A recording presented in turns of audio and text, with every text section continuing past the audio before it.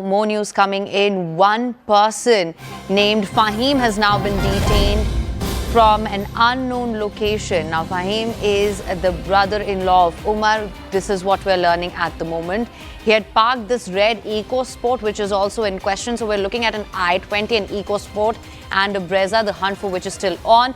Faheem, that we're talking about, had parked this red EcoSport car at the Kandawali village of Faridabad. That's what we're learning right now. Faheem was along with one unidentified lady when the car was parked at this particular location. He was taken into custody last night. So this is what we're learning right now. This is the latest that's coming in. Dr. Umar's brother-in-law, Faheem, who has now been detained, who was apparently in this red EcoSport which was parked in Faridabad. Anshul, let me just come to you again on this development. Tell us more. So yes, the red EcoSport, that the FASTag of that red EcoSport was actually registered in the name of Umar, whereas the registration of the EcoSport was on some other name. And hence the agencies wanted to make sure that this vehicle is not laden with explosives, and hence a search operation was launched. Eventually, last night, the Faridabad police was able to zero down on this entire vehicle, and the vehicle was cordoned off. And even at this point, the teams of NSG are still looking into this details of this entire vehicle. They are still trying to make sure that no explosives are found. Prima facie, it is seeming like that there are no explosives inside the vehicle. The vehicle was parked over there approximately 7 days ago and did not enter the national capital.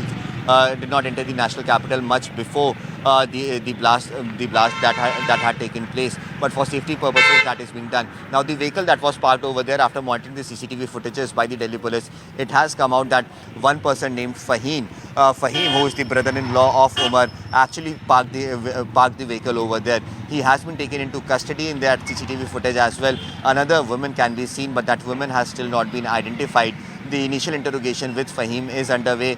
Questions are being asked to him regarding what was the reason that he decided to go ahead and park this vehicle in such a secluded location out here in Faridabad. What were their intentions and how closely was he connected to the plan that was charted out by Umar and Muzammil as well. It is likely that he will be arrested within the next few hours itself. But yet again, another person named Faheem it could be a part of this entire nexus that was brewing, and this can yet again be seen as a success for the agencies, because each and every person who was part of this fight called a nexus, they need to be brought to the books, and this entire nexus needs to be exposed. And that is the reason why even at this point we are seeing that several raids that are happening not only across the national capital but also in parts of Haryana, Gurugram, Nuh, Mewat, in parts of Saharanpur, UP, Lucknow. So all these teams, all these local teams are still investigating this entire matter, trying to make sure that each and every person who is even remotely connected to this entire nexus, they could be identified and brought to the books.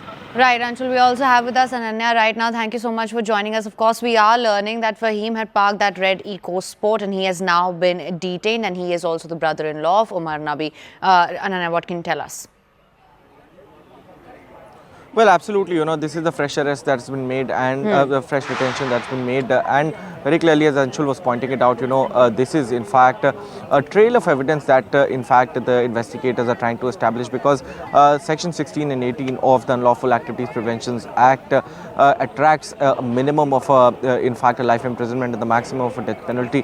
So the investigators would not want to leave any stone unturned as far as this investigation is concerned, and hence this big chain of evidence, not only people but also documentary, electronic and tangible evidence is being gathered in order to make a watertight case, because whenever this case reaches the court, there has to be a strong material that needs to be put forth, because it is an investigation that needs to unearth that sinister plot that led to the killing of those 9 lives in the national capital. All right, Ananya and Anshul, I'm going to ask you to please stay on with me. We're of course going to be discussing this further with more news.